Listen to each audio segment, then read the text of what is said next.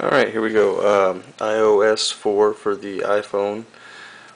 People have been talking about a weird noise. I think it's because of just an application that you're running that's really not working with iOS4. For me, and here's the noise.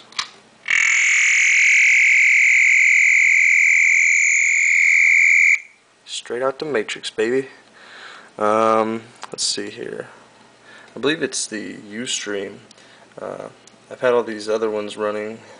It seems when I use Ustream Broadcaster, then I go live and come back and try this.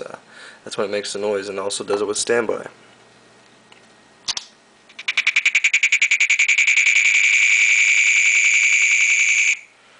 Yeah, so either